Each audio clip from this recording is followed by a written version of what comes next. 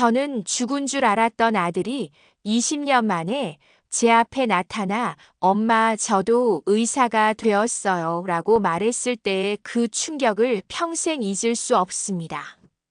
하지만 그 기적 같은 재회가 있기까지는 요양보호사로 숨어 살았던 긴 시간이 있었어요. 저는 김수연이고 올해 60세입니다. 서울 외곽의 요양병원에서 요양보호사로 일하고 있어요. 사람들은 제가 그저 청소와 간병을 담당하는 평범한 아주머니로만 알고 있죠. 하지만 아무도 모르는 비밀이 있어요. 저는 북한 함흥의학대학을 졸업한 한의사였어요. 20년 전 탈북하면서 모든 걸 포기하고 살아왔거든요. 그날 밤도 평소와 같았어요. 밤 11시쯤 병동을 돌며 마지막 점검을 하고 있었죠. 갑자기 3층 특실에서 끔찍한 비명 소리가 들렸어요. 으악! 심장이 철렁 내려앉았어요. 급하게 그쪽으로 달려갔죠. 특실 안에서는 남자 환자가 온몸을 비틀며 고통스러워하고 있었어요. 간호사님, 간호사님. 보호자로 보이는 40대 남자가 복도로 뛰어나와 소리쳤어요. 당직 간호사가 뛰어왔지만 별다른 조치를 취하지 못했어요. 진통제를 더 놓아드릴게요. 하지만 환자의 고통은 가라앉지 않았어요. 오히려 더 심해졌죠. 저는 복도에서 지켜보며 가슴이 아팠어요. 환자의 증상을 보니 신경성 통증인 것 같았거든요. 그런데 제가 뭘 할 수 있겠어요? 저는 그냥 요양보호사일 뿐이니까요. 환자는 최 회장이라고 불리는 분이었어요. 72세의 기업 회장이셨죠. 복잡한 신경질환을 앓고 계셔서 이 병원에서 치료받고 계셨어요. 이번에도 실패인가? 복도에서 누군가 중얼거리는 소리가 들렸어요. 아마 의료진 중 한 분인 것 같았어요. 저는 무의식 중에 손목을 문지르고 있었어요. 예전에 환자 맥을 짚을 때마다 하던 습관이었거든요. 20년 동안 묻어두려 했던 기억들이 되살아났어요. 북한에서 환자들을 치료하던 시절이 떠올랐죠. 하지만 이제는 그런 일을 할 수 없었어요. 자격도 없고 용기도 없었으니까요. 환자의 비명 소리가 계속 이어졌어요. 듣고 있기가 너무 괴로웠어요. 다음 날 아침, 저는 평소처럼 병동 청소를 시작했어요. 수연 씨, 어젯밤 3층에서 무슨 일 있었다면서요? 동료 요양보호사 김순자 씨가 물어봤어요. 네, 최 회장님이 많이 아프셨어요. 참 안 됐네요. 돈이 많으면 뭐해요? 건강이 없으면. 순자 씨 말이 맞았어요. 아무리 부자라도 아프면 소용없는 거죠. 저는 걸레질을 하면서 생각에 잠겼어요.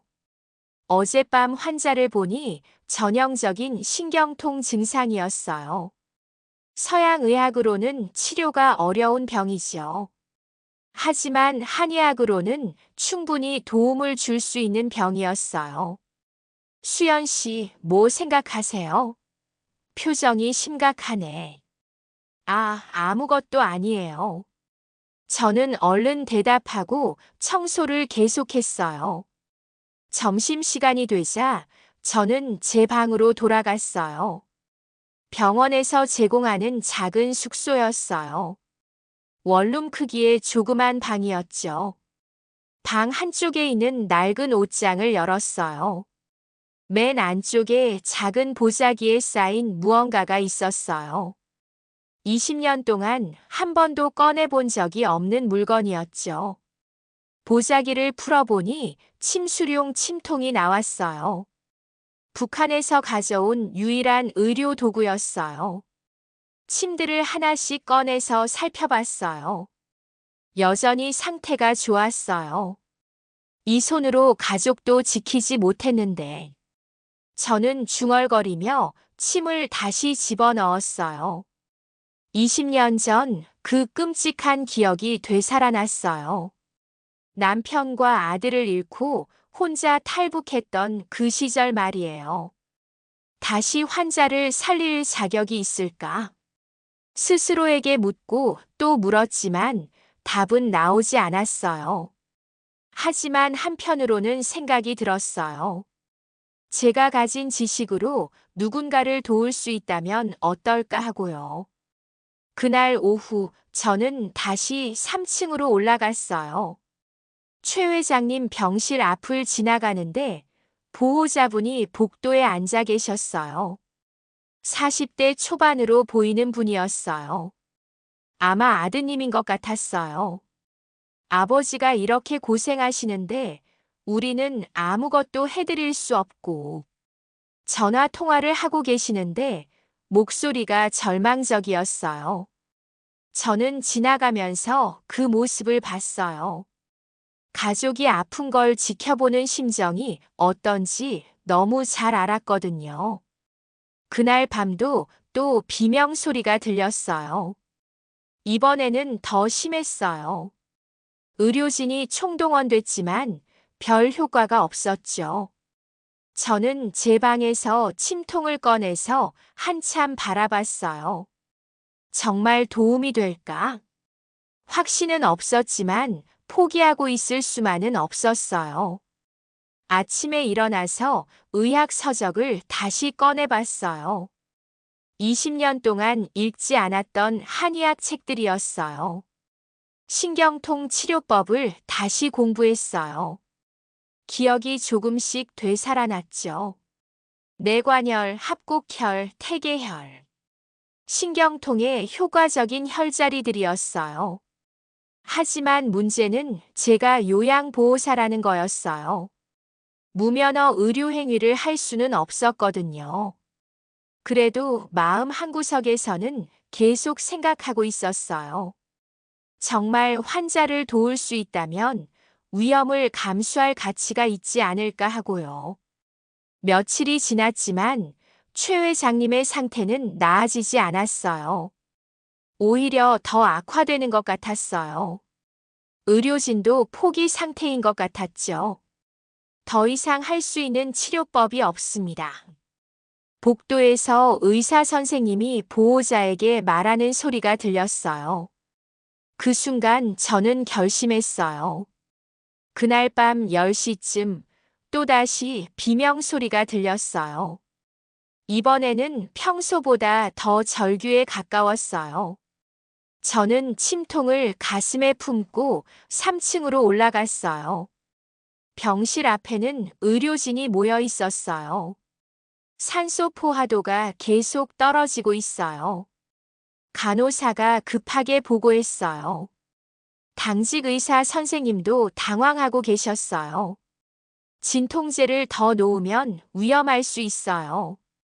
그럼 어떻게 하죠?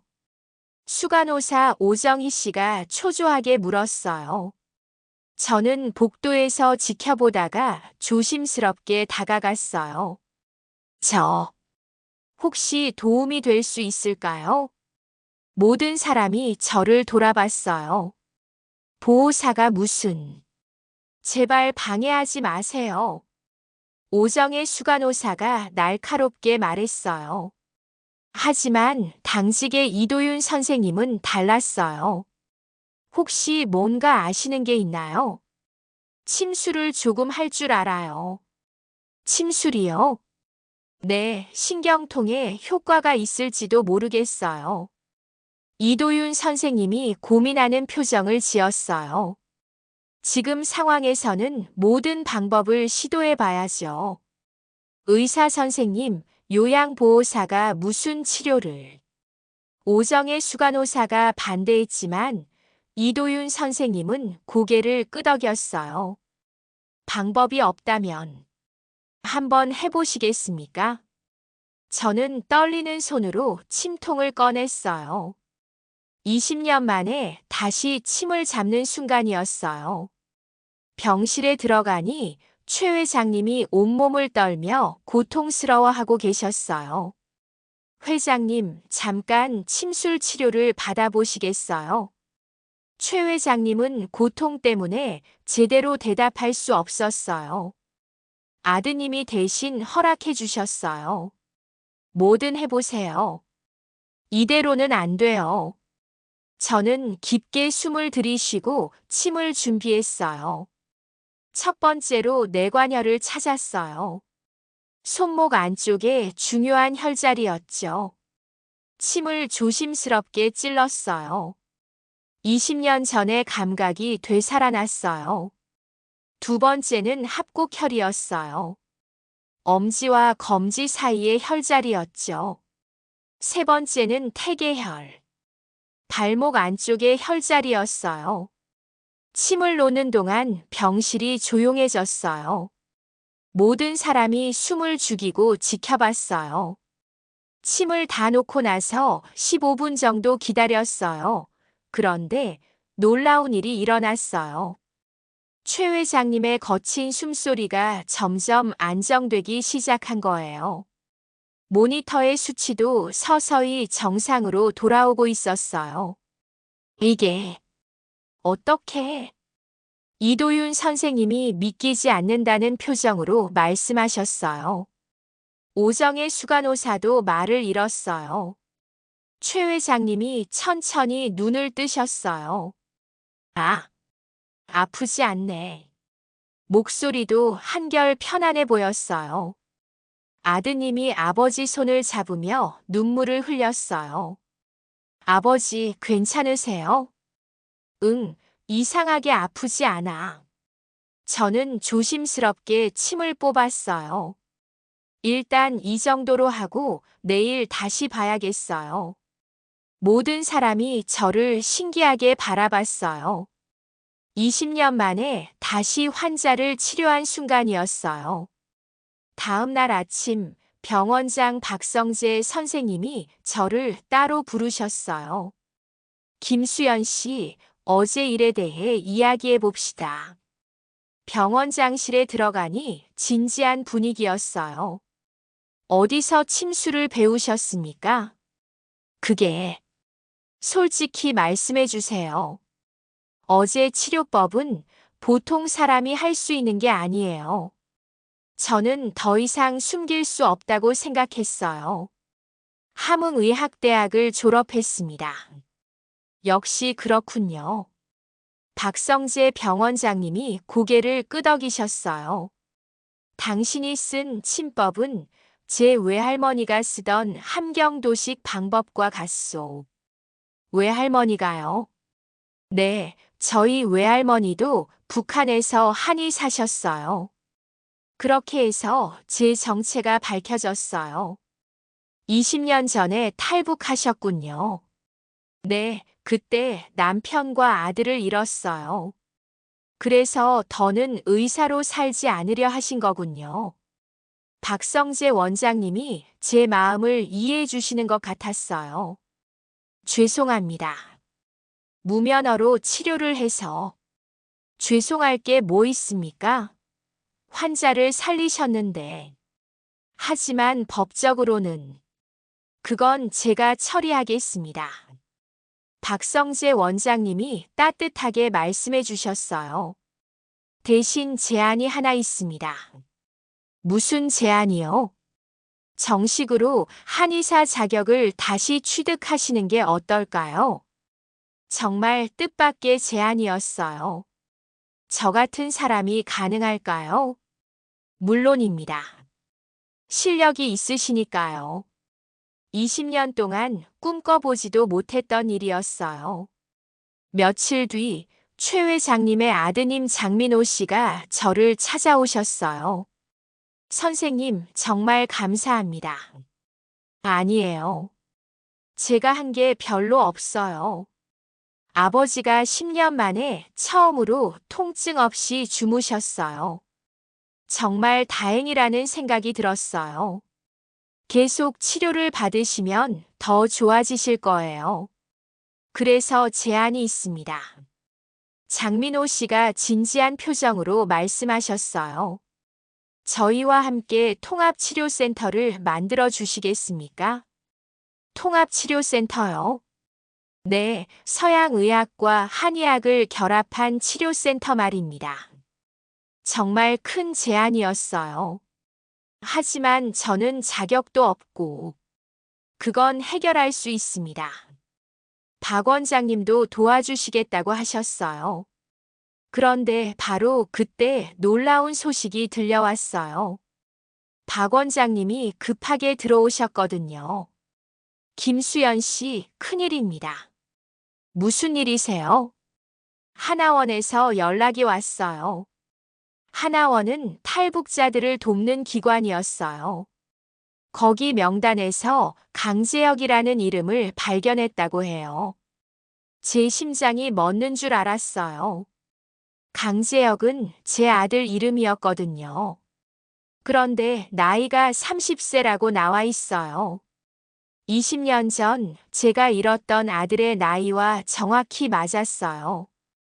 혹시 같은 사람일까요? 가능성이 높습니다. 저는 그 자리에서 주저앉고 말았어요. 죽은 줄 알았던 아들이 살아있을 수도 있다니요. 며칠 뒤 저는 떨리는 마음으로 하나원을 찾아갔어요. 정말 제 아들일까요? 사진을 보시겠어요? 담당자가 사진을 보여줬어요. 20년이 지났지만 분명히 제 아들이었어요. 언제 만날 수 있을까요? 내일 오후에 오신다고 하네요. 그날 밤 잠을 한숨도 못 잤어요. 다음 날 오후 저는 병원 로비에서 기다리고 있었어요. 문이 열리고 30대 남자가 들어왔어요. 키가 크고 의젓한 모습이었어요. 어머니, 맞으시죠? 그 목소리를 듣는 순간 확신했어요. 제 아들이었어요. 재혁아. 저는 달려가서 아들을 끌어안았어요. 20년 동안 흘리지 못했던 눈물이 쏟아졌어요. 엄마, 정말 보고 싶었어요. 어떻게 살아있는 거니? 중국 어부가 저를 구해줬어요. 재혁이가 그동안의 이야기를 들려줬어요. 물에 빠졌을 때 중국 어부에게 구조됐고 중국에서 자라다가 최근에 한국으로 왔다고 했어요. 그리고 엄마, 저도 의사가 되었어요. 의사라고? 네, 중의학을 공부했어요. 제가 의사였다는 걸 기억하고 있었던 거예요. 엄마 따라서 의사가 되고 싶었어요. 그 말을 듣는 순간 가슴이 벅찼어요. 아들도 저처럼 의학의 길을 걸었던 거예요. 20년 만에 기적 같은 재회였어요. 하지만 행복도 잠시였어요. 수간호사 오정희 씨가 저를 질투하기 시작한 거예요. 김수연이 무면허로 의료행위를 했어요. 다른 직원들에게 그런 소리를 하고 다녔어요. 요양보호사가 어떻게 환자를 치료해요? 신고해야 하는 거 아닌가요? 분위기가 점점 나빠지고 있었어요. 급기야 오정희 씨가 경찰에 제보하겠다고 나섰어요. 무면허 의료행위는 명백한 범죄예요. 하지만 환자를 살렸잖아요. 다른 간호사가 말했지만 오정희 씨는 듣지 않았어요. 법은 법이에요. 그런데 바로 그때 최 회장님이 직접 나타나셨어요. 무슨 소리를 하는 거요? 회장님, 김수연이 무면허로 내 목숨을 살린 은인이다. 최 회장님이 큰 소리로 말씀하셨어요. 이 여인이야말로 진짜 의사다. 하지만 법적으로는 법이 뭐가 중요해? 사람 목숨이 더 중요하지. 그때 재혁이도 나타났어요. 어머니는 북한에서도 훌륭한 의사셨어요. 이분이 누구시죠? 제 아들이에요. 역시 의사입니다. 재혁이가 어머니를 변호해 줬어요. 어머니의 억울한 과거를 증명하겠습니다. 결국 오정희 씨는 더 이상 뭐라고 할 수 없었어요. 박 원장님도 저를 지지해 주셨고 최 회장님 가족도 함께 해주셨어요. 봄이 왔어요. 저는 드디어 요양보호사 유니폼을 벗었어요. 대신 하얀 의사 가운을 다시 입게 됐어요. 한의사 자격 시험도 통과했고 병원에서 정식으로 한의사로 일하게 됐어요. 진료실 문에는 김수연 한방내과 진료실이라는 명패가 걸렸어요. 20년 만에 다시 의사가 된 거예요. 첫날 첫 환자를 맞이했어요. 어서 오세요. 어디가 불편하신가요? 환자분이 무릎 통증을 호소하셨어요. 침술 치료를 해드렸더니 금세 좋아지셨어요. 선생님, 정말 고맙습니다. 천만에요. 아프지 마세요. 진료실 밖에서는 재혁이가 지켜보고 있었어요. 엄마, 정말 멋있어요. 고마워, 아들아. 이제 저는 더 이상 숨어 사는 요양보호사가 아니었어요. 의사이자 어머니, 그리고 새 삶의 주인공으로 다시 서 있었어요. 최 회장님도 완전히 회복하셨어요. 통합치료센터도 성공적으로 문을 열었어요. 선생님 덕분에 새 삶을 얻었습니다. 저야말로 감사해요. 다시 의사가 될 기회를 주셔서. 재혁이와 함께 환자들을 치료하는 시간이 가장 행복해요. 20년 동안 숨겨왔던 제 진짜 모습을 찾은 거예요. 앞으로도 더 많은 환자들을 치료하며 살고 싶어요. 늦었지만 다시 시작하는 제 두 번째 인생이에요.